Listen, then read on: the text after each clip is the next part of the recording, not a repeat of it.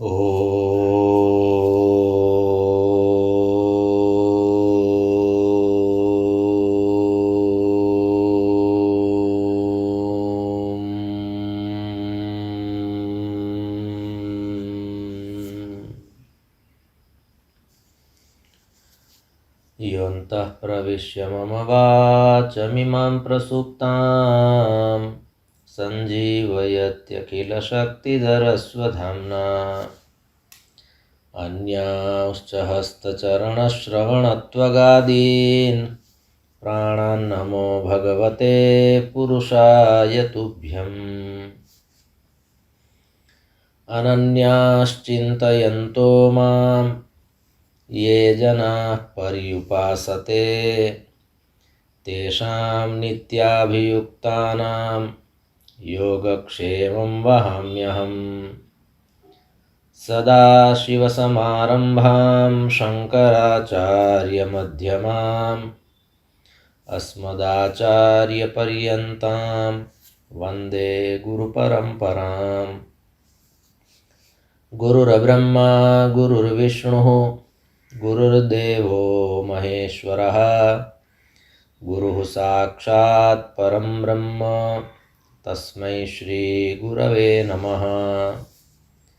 ॐ शान्तिः शान्तिः शान्तिः।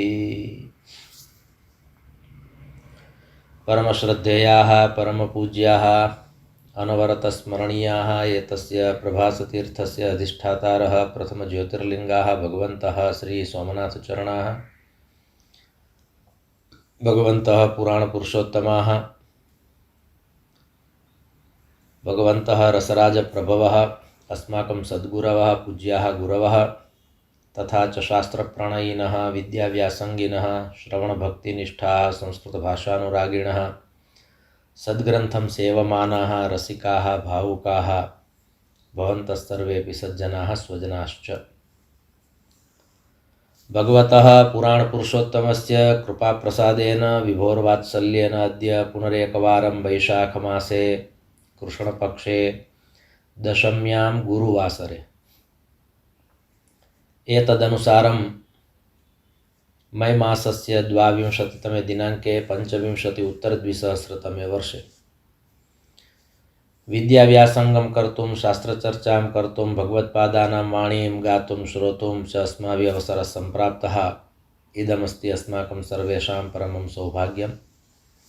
अत्रावसरे भवत्सु विराजमानं परमात्मानं नत्वा भवतां समेषां स्वागतं च कृत्वा पुनरेकवारम् अस्माभिः मङ्गलाचरणपूर्वकम् एतस्य मङ्गलसत्रस्य शुभारम्भः क्रियते। सर्ववेदान्तसिद्धान्तगोचरं तमगोचरं गोविन्दं परमानन्दं सद्गुरुं प्रणतोऽस्म्यहम्। भगवत्पादाः जीवस्य ब्रह्म प्रति गतिर्भवेत् तदर्थम् अध्यासनिवारणं कृत्वा सा यात्रा साध्या वर्तते, अस्माभिः साधनीया अस्ति। तदर्थम् इदं प्रकरणं प्रयच्छन्ति। अत्र अहं जीवः नास्मि अपितु अहं ब्रह्म अस्मि। एवञ्च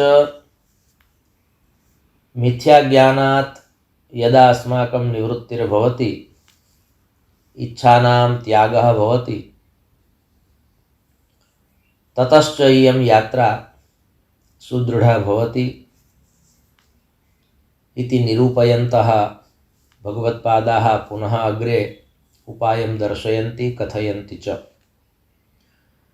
श्रुत्या युक्त्या स्वानुभूत्या ज्ञात्वा सार्वात्म्यमात्मनः क्वचिदाभासतः प्राप्त स्वाध्यासापनयं कुरु।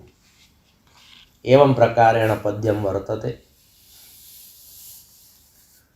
सर्वादौ पदच्छेदः। तर्हि श्रुत्या युक्त्या स्वानुभूत्या ज्ञात्वा सार्वात्म्यम् आत्मनः क्वचित् आभासतः प्राप्त स्वाध्यास अपनयं कुरु इति पदच्छेदः। अत्र पुनः केचन उपायाः निर्दिष्टाः सन्ति। किमर्थम्? अज्ञानात् निवृत्त्यै, अज्ञाननिवारणाय, मोहनाशाय, भ्रमम् अपाकर्तुं, भ्रान्तिनिवारणाय भगवत्पादाः कथयन्ति। स्व अध्यास अर्थात् यत् त्वदीयम् अज्ञानम् अस्ति, वस्तुतः अस्माभिः स्वस्य अज्ञानं दूरं कर्तव्यमस्ति।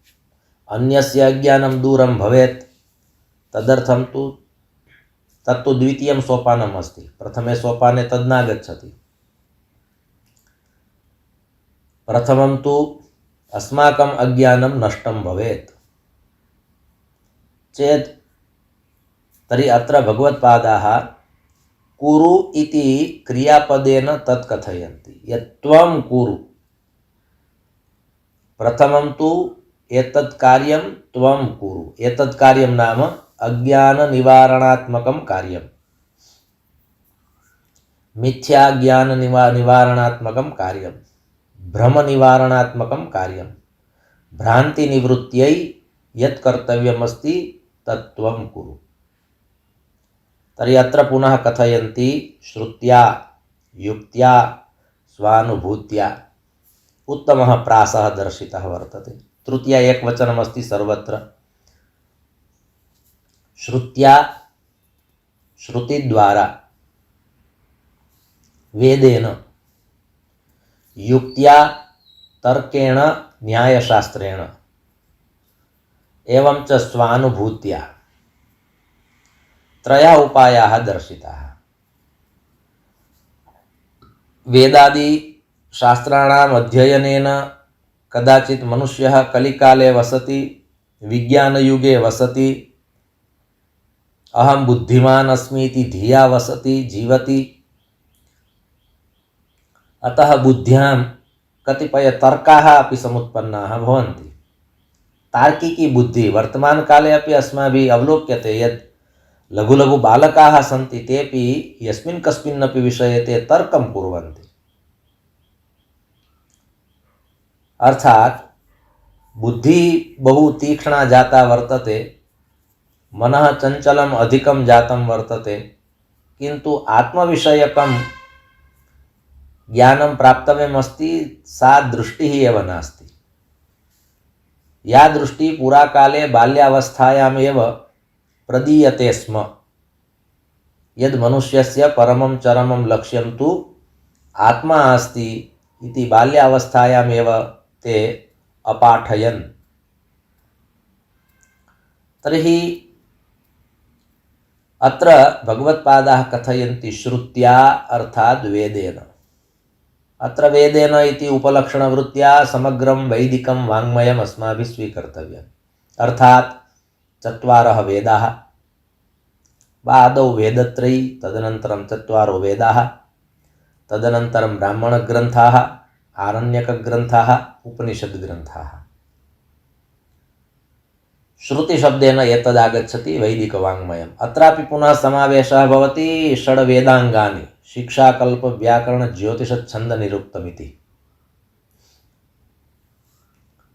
एतेषाम् अध्ययनं कृत्वा एतेषु ग्रन्थेषु यद् आत्मविषयकं ज्ञानमस्ति तत् त्वं प्राप।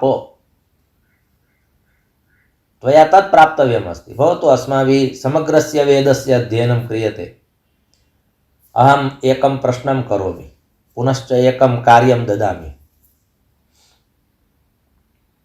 कार्यं ददामि नाम विचारं ददामि, दृष्टिं ददामि। न केवलं भवद्भ्यः ददामि, अपि तु अहमपि स्वीकरोमि। इदमिदानीं विचारः आगतः इति कृत्वा यद् भगवद्गीतायाः एकवारम् अध्ययनं कर्तव्यं। कया दृष्ट्या?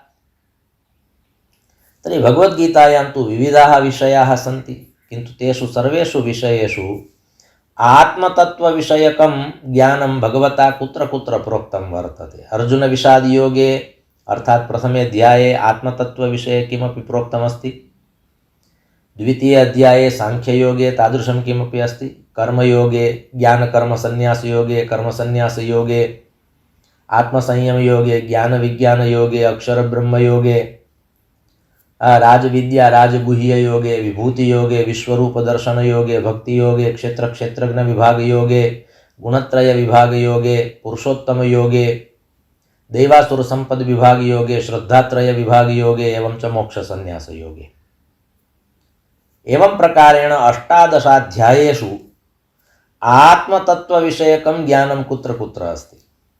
भगवता आत्मतत्व विषये कुत्र कुत्र प्रोक्तं। यथा उदाहरणाय द्वितीय अध्याये सांख्ययोगे भगवता प्रोक्तं यत् नैनं छिन्दन्ति शस्त्राणि, नैनं दहति पावक, न चैनं क्लेदयन्त्यापो, न शोषयति मारुतः, अच्छेद्योऽयमदाह्योऽयमक्लेद्यो शोष्य एव च, नित्यः सर्वगतस्थाणुरचलोऽयं सनातनः, वासांसि जीर्णानि यथा विहाय नवानि गृह्णाति नरोपराणि, तथा शरीराणि विहाय जीर्णान्यानि संयाति नवानि देहि।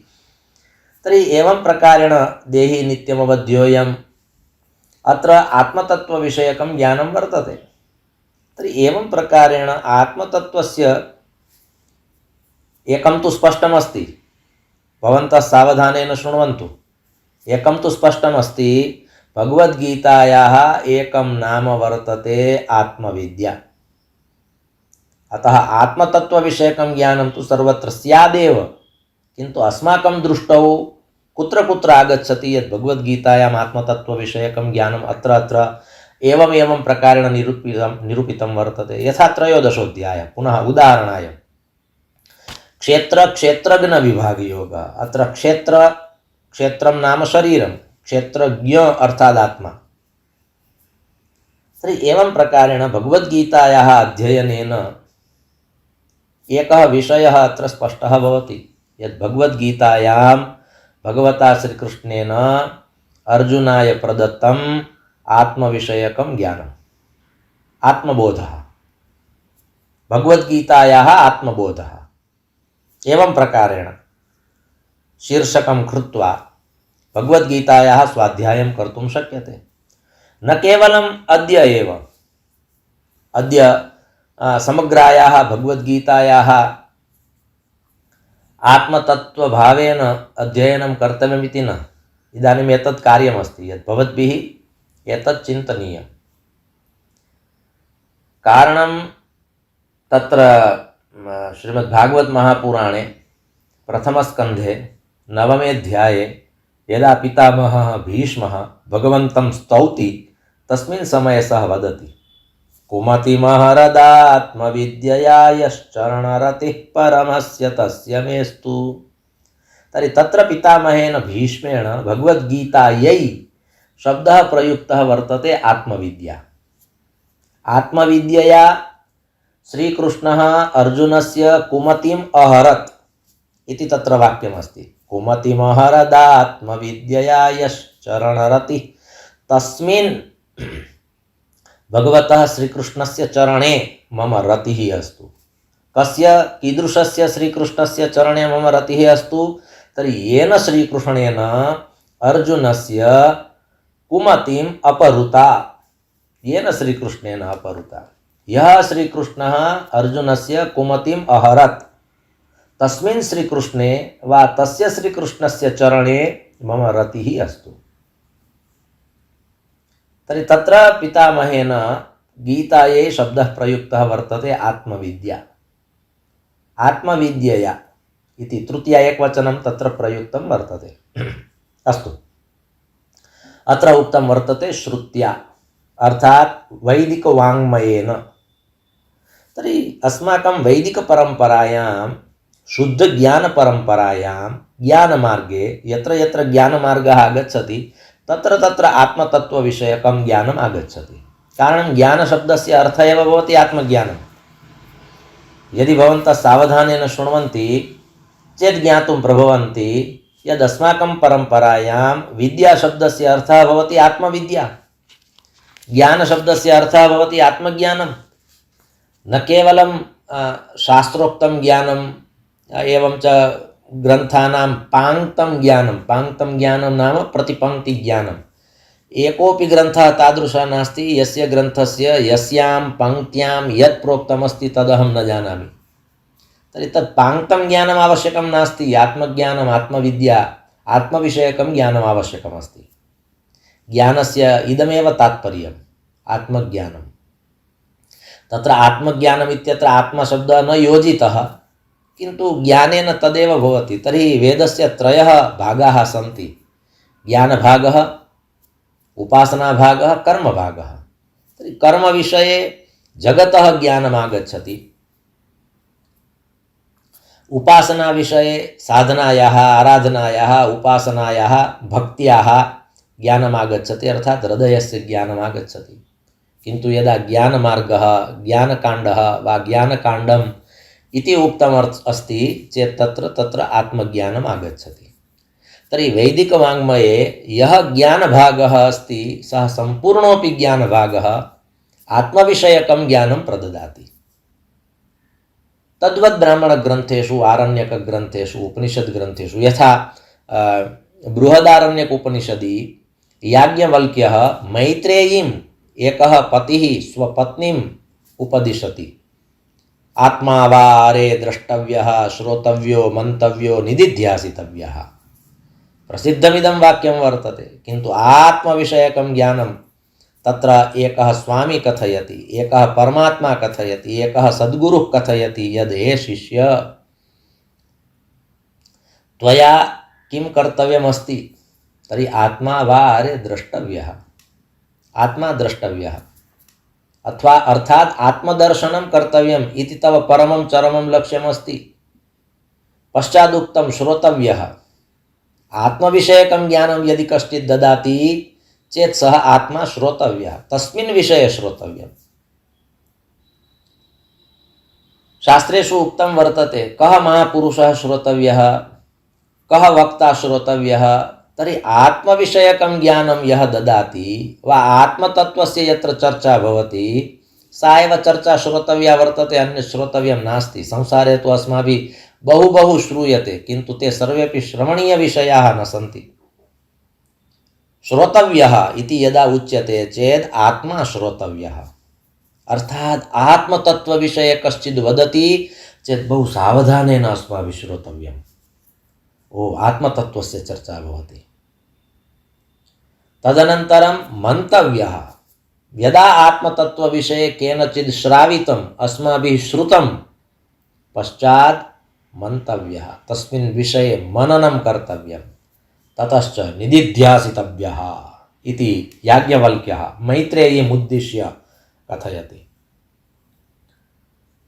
निदिध्यासितव्यः अर्थात् अनुभूति तत्त्वविषयः, अनुभूतेः अयं विषयः। पश्चात् आत्मतत्त्वविषये यत्किमपि अस्माभिः श्रुतं ज्ञातं तदस्माभिः सावधानेन, बहु सावधानेन श्रोतव्यं भवति इति अत्र भगवत्पादाः कथयन्ति। आत्मा वा अरे द्रष्टव्यः, श्रोतव्यः, मन्तव्यः, निदिध्यासितव्यः इति। तर्हि अत्र श्रुत्या इति शब्दः अस्ति। श्रुत्या अर्थात् वैदिकवाङ्मयेन, वेदतत्त्वेन त्वं वेद। अत्र वेद इति सुबन्तपदमप्यस्ति, तिङन्तपदमप्यस्ति। तिङन्तपदं नाम क्रियापदं, सुबन्तपदं नाम नामपदं। तर्हि वेद इति अस्माकं यः प्रथमः ग्रन्थः वर्तते, तस्य भूतलस्य प्रथमः ग्रन्थः अस्ति, सः वेदः इत्यत्र अकारान्तशब्दः भवति। वेदः, वेदः, वेदो, वेदाः, वेदं, वेदो, वेदान्, एवं प्रकारेण रूपाणि भवन्ति इति कृत्वा तत्र नामपदमस्ति, किन्तु क्रियापदमप्यस्ति वेद। त्वं वेद, त्वं जानीहि, त्वं वेत्थ, एवं प्रकारेण क्रियापदरूपेण, अर्थात् वेदं वेद इति वाक्यं भवति। त्वं वेदं वेद अर्थात् वेदज्ञानं प्राप्नुहि। तर्हि एवं प्रकारेण अत्र भगवत्पादैः प्रथमं प्रोक्तं श्रुत्या। अत्र श्रुत्या इत्यस्यापि पुनः द्वौ अर्थौ भवितुमर्हतः। एकः अर्थः अस्ति श्रुत्या अर्थात वैदिक वाङ्मयेन। एवं च श्रुति शब्दस्य तृतीय एकवचनं वर्तते इदं श्रुत्या इति। तर्हि श्रुति शब्दस्य एकः अर्थः भवति कर्णः। श्रुतिः कर्णः अर्थात कर्णाभ्यां कर्णेन वा त्वम् अज्ञान निवारणं कुरु श्रुत्या स्वाध्यासापनयं कुरु। एकेन शब्देन पुनः तद् ध्रुववाक्यं तत्र योजनीयम्। अर्थात वेदश्रवणेन अज्ञान निवारणं कुरु। अत्र वेदश्रवणेन इति यदि अस्माभिः उच्यते चेत् द्वयमपि अर्थं तत्र द्वावपि अर्थौ तत्र आगच्छतः। वैदिकः अर्थः अपि भवति, श्रुति एवं च कर्णः अयमपि अर्थः भवति। अर्थात् वेदश्रवणेन अज्ञान निवारणं कुरु इति कृत्वा वेदस्य आज्ञा वर्तते। भद्रं कर्णेभिः शृणुयाम देवा भद्रं पश्येम शभिर्जजत्राः स्थिरैरङ्गैः इति तत्र वेदे उक्तं वर्तते। स्थिरैरङ्गैः अर्थात् सावधानेन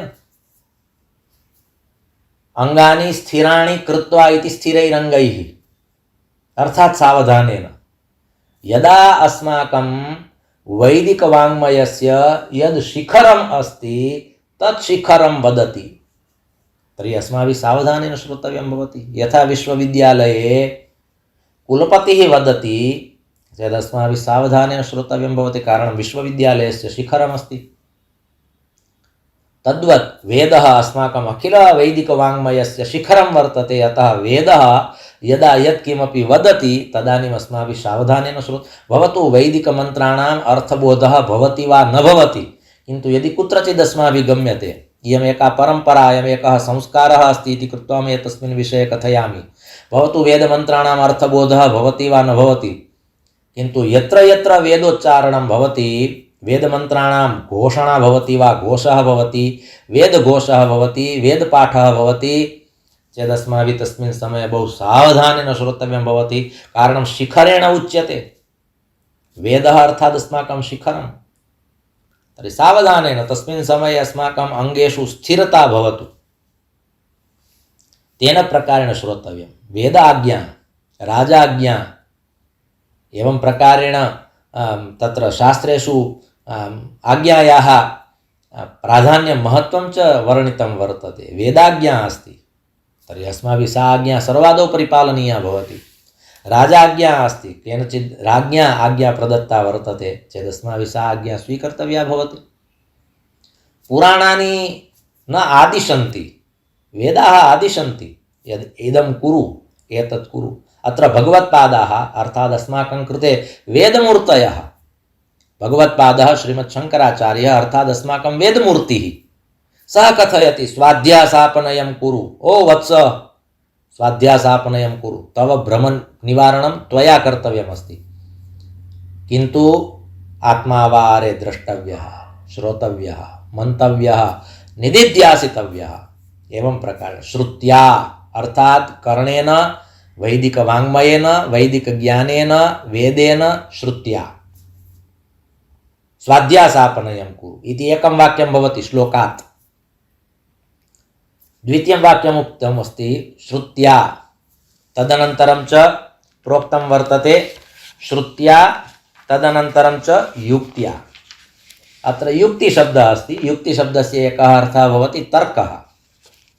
तर्क इत्यस्य अर्थः भवति तर्कशास्त्रं। तर्कशास्त्रम् इत्यस्य अर्थः भवति तर्कसङ्ग्रहः, न्यायसिद्धान्तमुक्तावलिः अर्थात् न्यायदर्शनम्। अर्थात् अत्र न्यायदर्शनेन सर्वाण्यपि दर्शनानि अस्माभिः स्वीकर्तव्यानि भवन्ति। न्यायदर्शनं वैशेषिकदर्शनं, साङ्ख्यदर्शनं योगदर्शनं, पूर्वमीमांसा उत्तरमीमांसा। तर्हि एवं प्रकारेण षड् आस्तिकदर्शनानि अस्माभिः स्वीकर्तव्यानि। यथा श्रुत्या इति शब्देन अस्माभिः समग्रं वैदिकं वाङ्मयं स्वीकर्तव्यं, तद्वद् युक्त्या इति शब्देन अस्माभिः षट् शास्त्राणि स्वीकर्तव्यानि भवन्ति। श्रुति इति शब्दे षड् वेदाङ्गानि समागच्छन्ति। वेदाङ्गानि, एकः शब्दः अस्ति वेदाङ्गं, द्वितीयः शब्दः अस्ति वेदान्तम्, तर्हि वेदान्तशब्दस्य अर्थः भवति दर्शनशास्त्रं, दर्शनशास्त्रस्य अर्थः भवति षड् आस्तिकदर्शनानि। दृश्यते अनेन इति दर्शनं। दर्शनशब्दस्य कः अर्थः भवति? यद् अनेन नाम अनेन ग्रन्थेन दृश्यते। किं दृश्यते? आत्मा। आत्मा वा अरे द्रष्टव्यः। तर्हि दर्शनशास्त्रेपि आत्मतत्त्वविषयकं ज्ञानं निरूपितमस्ति इति कृत्वा षड् आस्तिकदर्शनानाम् अस्माभिः ग्रहणमत्र कर्तव्यं।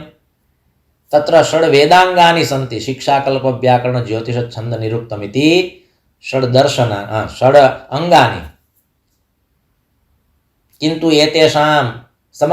एतेषां नाम वेदाङ्गानां वेदान्तानां कदा परिचयः भवति? यदा अस्माभिः कस्यचित् महापुरुषस्य कस्यचित् सद्गुरोः आश्रयः क्रियते चेत्। नान्यथा पुनः भगवत्पादाः एव कथयन्ति। किं कथयन्ति? षडङ्गादिवेदो मुखे शास्त्रविद्या कवित्वादिगद्यं सुपद्यं करोति गुरोरङ्घ्रिपद्मे मनश्चेन्न लग्नं ततः किं ततः किं ततः किं ततः किम्। कुत्रचित् एकस्मिन् स्थाने कदाचित् अस्माभिः कश्चित् आश्रयः स्वीकृतः वर्तते। पूर्णश्रद्धया यदि आश्रयः स्वीकृतः वर्तते चेत् पुनः तत्र अस्माभिः श्रद्धया एव अस्माकं दायित्वं तत्र परिपालनीयं भवति। इति कश्चित् सद्गुरुः वा गुरुः अस्माभिः अस्माकं तु सा धन्यता वर्तते यद् वयं यस्मिन् क्षेत्रे स्मः, यतस्मिन् क्षेत्रे गुरुशब्दः अस्माभिः श्रूयते, शिष्यशब्दः श्रूयते, वेदादिशास्त्राणां श्रवणं भवति इति तु परमं सौभाग्यमस्ति। नान्यथा भवतु भारतदेशे अस्माभिः जन्म प्राप्तं, किन्तु तथापि कदाचित् अन्यत् क्षेत्रं स्वीकृतं स्यात्। कदाचित् वाणिज्यक्षेत्रे वा उद्योगक्षेत्रे, व्यवसायक्षेत्रे, वैद्यक्षेत्रे वा विज्ञानक्षेत्रे यदि अस्माभिः प्रवेशः प्राप्तः स्यात् चेत् एतेषां शब्दानां तु कदापि श्रवणमेव न भवति।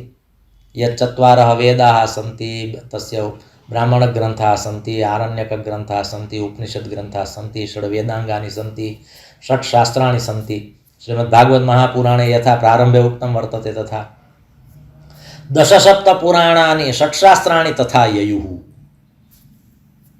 तर्हि एतानि सर्वाण्यपि शास्त्राणि अपि आत्मविषयकं ज्ञानं प्रयच्छन्ति चेत् तद् ज्ञानं तु अस्माभिः श्रुत्या, कदाचित् कर्णेन, युक्त्या, कदाचित् तर्केण। अत्र युक्तिशब्दस्य अर्थः कृतः वर्तते तर्क। कदाचित् तर्कः भवति, भवान् कथयति वा अयं ग्रन्थः कथयति चेत् किं मया स्वीकर्तव्यं? किन्तु एतस्मिन् विषये मम आक्षेपप्रत्याक्षेपः वर्तते। तर्हि भवतु आक्षेपः भवतु, प्रत्याक्षेपः भवतु, किन्तु पश्चात् तर्कं कृत्वापि यदि निष्कर्षरूपेण किमपि स्वीकृतं प्राप्तं निष्कर्षरूपेण चेत् तत्तु पश्चात् स्वीकर्तव्यं भवति। तर्हि तर्कः अपि करणीयः। यथा तत्र उक्तं वर्तते शुश्रूषा श्रवणं चैव ग्रहणं धारणं तथा ऊहापोहोऽर्थविज्ञानं तत्त्वज्ञानं च धीगुणाः। अत्र ऊहापोह अर्थात तर्कशास्त्रम्, अर्थविज्ञानं तत्त्वज्ञानं च धीगुणाः। अत्र या परमात्मना निर्मला धी प्रदत्ता वर्तते, किमर्थम्? आत्मज्ञानाय। अत्र धी शब्दस्य एव अर्थः भवति आत्मविषयकं ज्ञानं प्राप्तुं जिज्ञासा यस्यां वा वर्तते सा धीः। धीः धियौ धियः कथयन्ति केचन। धीः इत्यस्य अर्थः भवति बुद्धिः, किन्तु न केवलं बुद्धिः, आत्मतत्त्वविषयकं जिज्ञासा अस्ति यस्यां बुद्ध्यां सा बुद्धिः अर्थात् धीः। धार्यते आत्मविषयकं ज्ञानं यस्यां सा धीः, अर्थात् आत्मतत्त्वविषयकं ज्ञानं प्राप्तुं, श्रोतुं, ज्ञातुं यत्र इच्छा अस्ति सा धी वर्तते। एवं च सा यात्रा अस्माभिः कर्तव्या वर्तते। आत्मविषयकं ज्ञानं धर्तव्यमस्ति। अस्माभिः बुद्ध्यां बहु बहु पूरितमस्ति। यद् न पूरणीयमस्ति तत् पूरितमस्ति। पूरणीयः विषयः तु एकः एव वर्तते, आत्मतत्त्वविषयकं ज्ञानमेव तत्र पूरणीयमस्ति। अन्यद् लौकिकं ज्ञानं, प्रपञ्चयुक्तं ज्ञानं, तर्कयुक्तं ज्ञानं, मिथ्याज्ञानं, तद् ज्ञानमत्र न सञ्चयनीयम्। अपितु आत्मतत्त्वविषयकं ज्ञानम् इति कृत्वा तत्र श्रीमद्भागवत महापुराणे पुनरेकवारमहं भीष्मस्तुतिं स्मरामि। यत्र पदे पदे श्लोके श्लोके तत्र पितामहः भीष्मः कथयति एतादृशीं मम बुद्धिम् अहं समर्पयामि। चरणरतिः परमस्य तस्य मेस्तु तत्र प्रथमे श्लोके एव उक्तं वर्तते इति मतिरुपकल्पिता वितृष्णा। अत्र वितृष्णा मतिः अर्थात् धीः अर्थात् निर्मला बुद्धिः।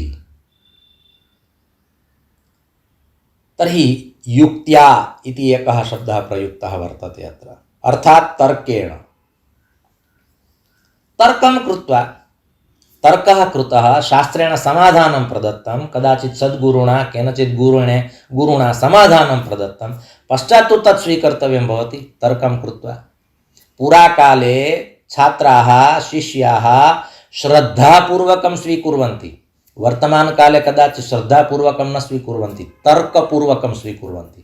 तर्हि कदाचित् शिष्यस्य हृदि छात्रस्य हृदि तर्कः समुत्पन्नः, तेन कदाचित् तर्कः उपस्थापितः, गुरुणा तत् समाधानं च विहितं, पश्चात् तु तेन स्वीकर्तव्यं भवति। तर्हि अत्र द्वितीयं सोपानं नाम दर्शनशास्त्राणि अत्र प्रदत्तानि सन्ति युक्त्या अर्थात् तर्कशास्त्रेण। यथा एकं प्रसिद्धं वाक्यं वर्तते संस्कृतवाङ्मये, काणादं पाणिनीयं च सर्वशास्त्रोपकारकम्। कणादमुनिना कृतं शास्त्रं नाम वैशेषिकदर्शनं, किन्तु अत्र न्यायदर्शनमपि स्वीक्रियते। गौतममुनिना कृतं वर्तते वैशेषिकदर्शनादेव न्यायदर्शनम् आगतम् इति कृत्वा सप्तपदार्थी षोडशपदार्थी इति तयोः नाम वर्तते। तर्हि गौतममुनिना वा कणादमुनिना यद् कृतं तद् अर्थात् न्यायवैशेषिकदर्शनम् एवं च पाणिनीयं च अर्थात् व्याकरणशास्त्रम्। एतयोः द्वयोः शास्त्रयोः यदि बोधः अस्ति ज्ञानम् अस्ति चेत् सर्वशास्त्रोपकारकं, पुनः सर्वेषु शास्त्रेषु तेषां प्रवेशः भवति भवितुमर्हति। तयोः शास्त्रयोः ज्ञानमस्ति तथापि शास्त्रप्रवेशः नास्ति, तादृशानि अपि उदाहरणानि सन्ति।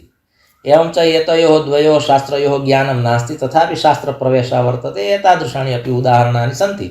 किन्तु अस्माकं परम्परायां किं नास्ति, आत्मावारे द्रष्टव्य इति लक्ष्येण यदि अस्माभिः यात्रा क्रियते चेत् एतत् सर्वं साधयितुं शक्यते। गुरुकृपाप्रसादेन कदाचित् न्यायदर्शनस्य वैशेषिकदर्शनस्य वा व्याकरणशास्त्रस्य ज्ञानं नास्ति चेदपि शास्त्रप्रवेशः भवति।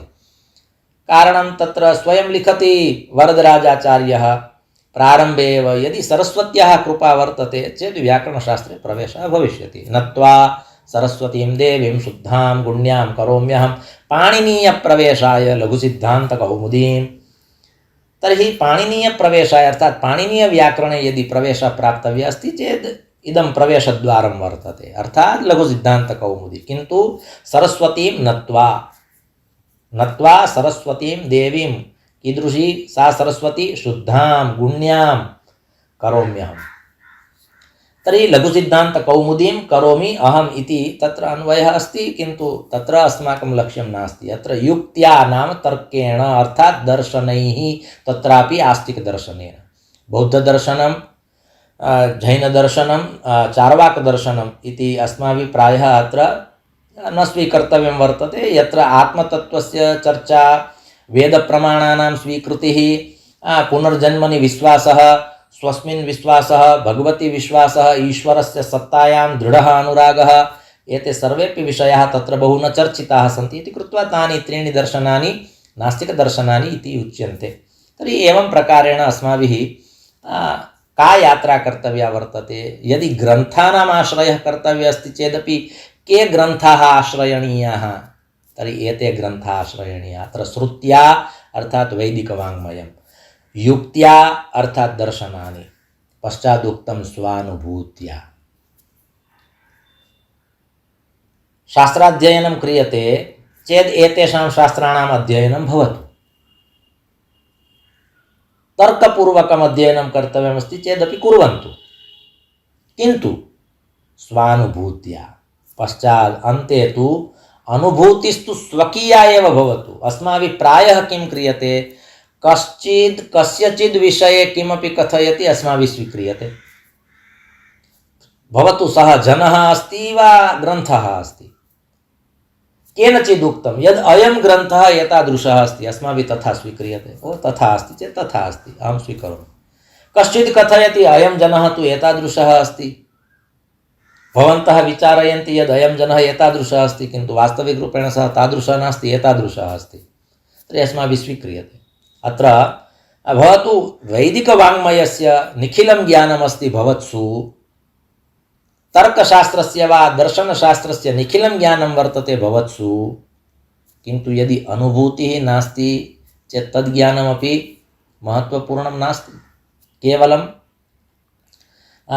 शास्त्राध्ययनेन न भवति, अपि तु अग्रे गत्वा निदिध्यासनस्य पदं स्थानं सोपानम् आगतं वा न, एतदपि द्रष्टव्यमस्ति। तर्हि अनुभूतिः इति एकं महत्त्वपूर्णं सोपानम् अस्माकम् अध्यात्मपरम्परायां वर्तते। अनुभूतिस्तु स्वकीया, अनुभवः भवतु भवतां सर्वेषां भिन्नः भिन्नः अस्ति। भवतां यः अनुभवः अस्ति तेन अनुभवेन कदाचित् अहं चलितुं शक्नोमि, किन्तु भवतां या अनुभूतिः अस्ति तया अनुभूत्या अहं चलितुं न शक्नोमि। अनुभवः सर्वेषां, किन्तु अनुभूतिस्तु स्वीयां स्वकीयाम् एव। पश्चादुक्तं स्वानुभूत्या, अनुभूतिः कर्तव्या। तर्हि अत्र पुनरेकवारम् अहं कथयामि, यदि अस्माभिः इदानीं यस्मिन् क्षेत्रे भगवत्कृपया अस्माभिः स्थीयते तस्मिन् क्षेत्रे यदि कश्चित् आगत्य पृच्छति यद् एतस्य क्षेत्रस्य का अनुभूतिः भवता कृता, तदेकवारं कथयन्तु। न कथयन्तु कदाचित्, किन्तु एकवारं विचारयन्तु यद् एतावन्ति वर्षाणि भवद्भिः अस्मिन् क्षेत्रे यापितानि चेत् काचिद् अनुभूतिः सम्प्राप्ता वा न सम्प्राप्ता, काचिद् अनुभूतिर्जाता वा न जाता। जाता चेत् उत्तमा स्थितिः, न जाता चेत् अस्माभिः तत्रापि प्रयत्नः प्रयासः कर्तव्यः वर्तते इति अस्माकं लक्ष्यं साधनीयं भवति। अनुभवाः अस्माभिः बहवः कृताः संसारे, जगति, समाजे, कुटुम्बे, परिवारे। यदि अस्माभिः स्थीयते चेत् तत्र विविधाः अनुभवाः भवन्ति। तर्हि अत्र एकं कथनं, संसारः अनुभवं कारयिष्यति, किन्तु अनुभूतिस्तु गुरुकृपाप्रसादेन भविष्यति, ग्रन्थकृपाप्रसादेन भविष्यति, आत्मकृपाप्रसादेन भविष्यति, स्वनिष्ठया स्वश्रद्धया एव भविष्यति। यस्मिन् कस्मिन्नपि क्षेत्रे वयं भवामः, किन्तु तस्मिन् क्षेत्रे यदि अनुभूतिर्न भवति, या अनुभूतिः कल्पिता वर्तते, या अनुभूतिः शास्त्रेषु निरूपिता वर्तते, तादृशी काचिद् अनुभूतिर्भवति चेत् वरं विजळीने चमकारे मोतिड्या परोवेत्। यथा एकः चमत्कारः भवति, अर्थात् एकः प्रकाशः भवति, भवतु स प्रकाशः चिरं न तिष्ठति, किन्तु एतादृशस्य एकस्य अपूर्वस्य प्रकाशस्य मया अनुभूतिः कृता वर्तते चेत् सार्थकम्। अतः तृतीयं सोपानं स्थापितं, यद् वेदादिशास्त्राणाम् अध्ययनं कुर्वन्तु, दर्शनग्रन्थानाम् अध्ययनं कुर्वन्तु, पठन्तु, तान् ग्रन्थान् पठन्तु, किन्तु पठित्वा अनुभवः भवति, अनुभूतिः भवति चेद् अध्यासापनयं कुरु, तेन अज्ञाननिवारणं भविष्यति इति अत्र भगवत्पादाः कथयन्ति। तर्हि श्रुत्या युक्त्या स्वानुभूत्या एतावत् कालः सञ्जातः इति कृत्वा अयं जनः अत्रैव विरमति। पुनः द्वाभ्यां श्लोकाभ्यां सत्रमिदमस्माभिः भगवच्चरणयोः समर्प्यते। धर्मस्य विजयो भूयाद् धर्मस्य पराभवः, प्राणिनां चैव सद्भावः भूयाद्विश्वस्य मङ्गलं। सर्वे भवन्तु सुखिनः, सर्वे सन्तु निरामयाः, सर्वे भद्राणि पश्यन्तु, मा कश्चित् दुःखभाग् भवेत्। ॐ शान्तिः शान्तिः शान्तिः। ॐ